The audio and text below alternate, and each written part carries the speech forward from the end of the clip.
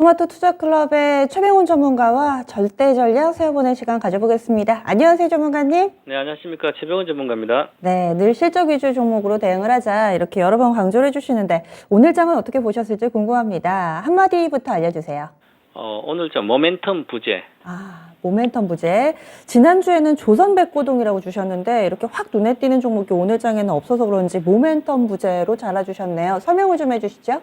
네, 지금은 이제 경기가 하강에 대한 우려는 주가를 못 올라가게 하는 요인이고요. 근데 경기에 모멘텀이 없는 상태고, 그 다음에, 수급이 좋으면, 외국인과 기관들이 들어온다면, 이제 수급 모멘텀이 발생되면 주가는 우량주나 대다수 종목이 오를 수가 있는데, 지금, 외국인 기관들도 사는 게 연속성이 없습니다. 그래서 또 기관들을 좀 사다가도, 이제, 지속적으로 못 사, 며칠밖에 못 사고요. 길어야 한 달 종목들도 그렇고요.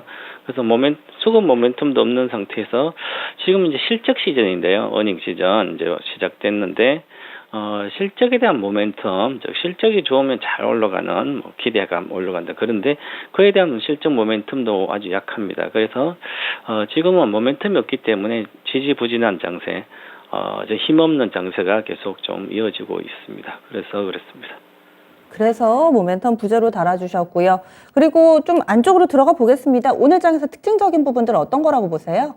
네, 어닝 시즌이 이제, 시작됐는데, 그러면 이번에는 어닝, 서프라이즈 나오는 기업들이, 향후에도 계속 하반기도 어닝 서프라이즈 나오면 괜찮지만, 이 어닝 서프라이즈 나온 주식들이 시세를 꼭 체크를 해봐야 되거든요. 그래서, 어닝 서프라이즈, 실적이 예상보다 잘 나오는데, 주가도 같이 잘 올라가면 이제 실적이 주가에 잘 반영되기 때문에 그럼 실적 좋은 주식들을 사면 시세가 단번에 잘 날 수가 있습니다. 그런데 어닝 서프라이즈 종목들까지도 주식 시세가 연속성이 오히려 실적 발표가 별로 힘이 없다면 좀 더 무기력 장세가 좀 이어지지 않을까 그런 측면이고요. 물론 오늘 시장에서 이렇게 보시면 최근에 좀 올랐다가 반도체 잠깐 와도 못 가고 조선주는 올라 좀 쉬고 있는 상태만 올랐으니까 그 다음에 그동안 올랐던 2차 전지도 또 빠지고 있고요. 그 다음에 오늘 이렇게 전체적으로 금융주라든지 게임주라든지 그 다음에 올랐던 조선주도 같이 빠지고요. 그 다음에 보시면 신규 올라온 이제 많이 빠져서 식품주 같은 게 많이 빠져서 이제 가격 메리트와 저평가에 대한 그런 거, 그 다음에 그래서 이제 올라가는 빼고 특별하게 전체 100개 종목이면 우리나라 전체 코스피 코스닥 종목에서 시가총액 상위 100등인데 3% 이상 올라간 종목이 2종목밖에 없습니다.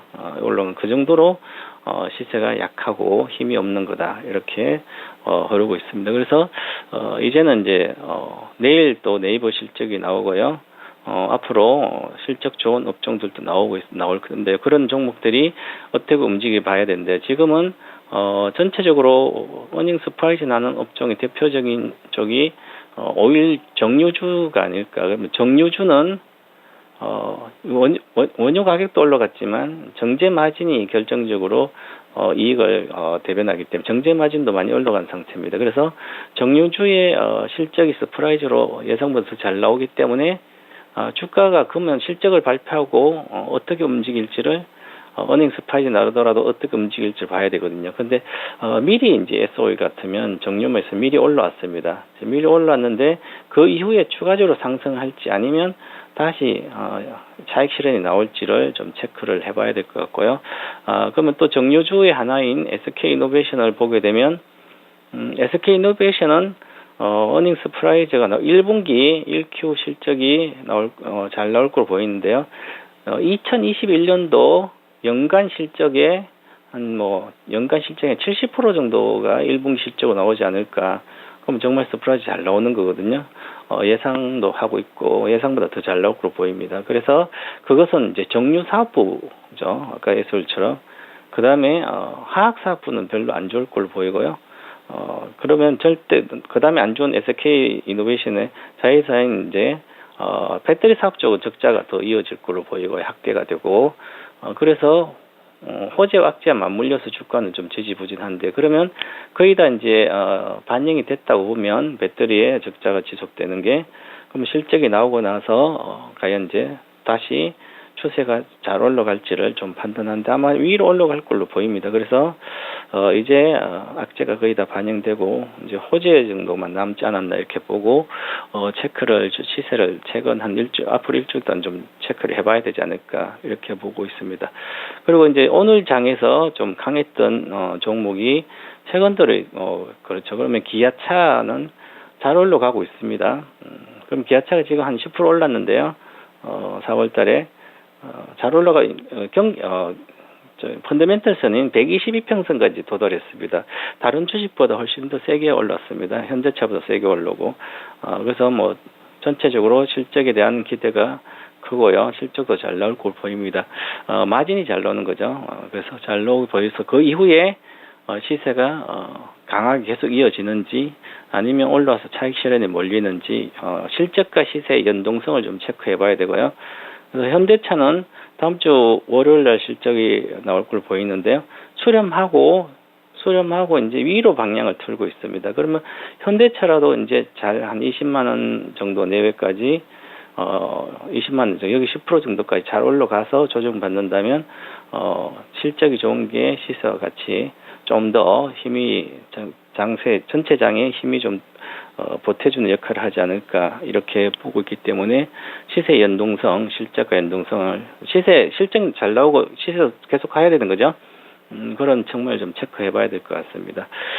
그리고 지금 또 중요한 게 전체 시장에서 힘이 없는 게 가장 대표적인 게 삼성전자가 못 가서 그런 거죠. 못 가서 지수가 올라가 쉽지 않고 그 다음에 시가총 2등 LG엔솔이 계속 여기서 머물기 때문에 시세가 위로 가기 쉽지 않습니다. 그래서 하이닉스도 마찬가지고요. 그래서 요 반도체가 최근에 잠깐 반짝했는데 하루 이틀 하고 못 가고 있죠. 그래서 이 SK 하이닉스 삼성전자가 이제 어느 정도 컨택트 시대가 오면 언택트 시대에 이제 수혜주였는데 실적에 모멘텀이 약해지지 않을까 그런 의도도 있기 때문에 요 시세의 반등 강도를 좀 체크해 봐야 되지 않을까. 그래서 일봉상으로 이제 바닥 찍고 올라온 것 같지만 주봉으로 보시면 아직까지 하향 추세에 있기 때문에 다음 주까지 계속 시세가 조금 더 양봉이 나오면서 하면 시장을 좀 안정화되지 않을까 이렇게 해서 이 반등 강도를 좀 체크를 해봐야 되지 않을까. 경기가 좀 더 좋아진다면 가장 빨리 반등하는 쪽이 일단 메모리 반도체 쪽이거든요. 그래서 IT 쪽에 기술주 중에 메모리 반도체가 어느 정도의 탄력을 갖고 있는지 좀 체크를 계속 해봐야 될 걸로 보입니다. 네. 늘 향후에 우리 시장 전망을 했을 때 미증시를 기준으로 해서 설명을 많이 해주시는데요. 지난주에는 이 나스닥이 양봉이 출현하면 좀 추세가 돌아설 것이다 얘기를 해주셨었어요.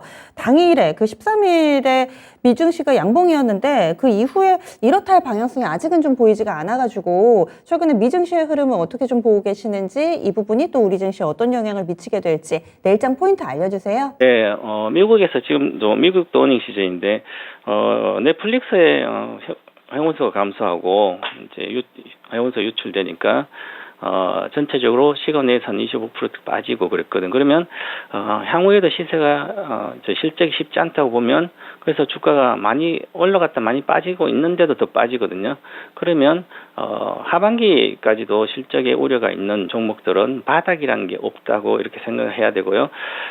그런데 전체적으로 기술주들은 전체 금리가 지금 2.9%까지 올라가고 있어서 미국의 빅테크 기업들은 우리나라도 마찬가지지만 금리에 그건 별 상관이 없습니다. 실적하고는. 그래서 워낙 현금이 많기 때문에 미국에도 나스닥도 어느 정도 잘 반등하고 지난주 수요일날 양봉 떴다가 다시 그 저점은 구조를 깨지 않았기 때문에 어느 정도의 반등하지만 약하게 반등하지 않을까 보이고요. 그래서 오늘 이제 미국 장 끝나고 나서 테슬라 또 실적이 발표되기 때문에 그리고 컨퍼런스 콜에서 어떤 얘기를 할지를 좀 체크해 보면 전체적으로 또 나스닥 움직임이 또 나올 걸로 보입니다. 그런데 지금은 우리뿐만 아니라 미국도 힘이 없는 장세이기 때문에 실적 좋다고 주가가 잘 가서 전체적인 시장이 좋아지는 어떤 그런 기대는 하지 않는 게 좋지 않을까. 그래서 시간이 좀 흘러야 되지 않을까 이렇게 계속 부진한 장세는 이어질 걸로 보입니다. 그러면 내일장에서 중요한 점은 어떤 게 될까요? 저희는 일단은 이제 가장 중요한 어닝 시즌인데 네이버를 내일 실적, 네이버를 좀 봐야 되는데, 네이버가 이익이 좀 줄어들 걸로 보입니다, 1분기가. 그래서 이익이 줄어드는데 주가는 빠져 있습니다. 지난번 저점 이렇게 와 있는데, 이 저점에서 실적이 안 좋게 나와서 밑으로 붕괴돼서 내려가는지, 아니면 안 하고 오히려 거의 알고 있는 내용이니까 올라간다든지, 그거에 대한 그 시세를 좀 분석해 봐야 되지 않을까. 그런데 그러면 실적의 모멘텀은 현재 네이버는 없다는 거죠.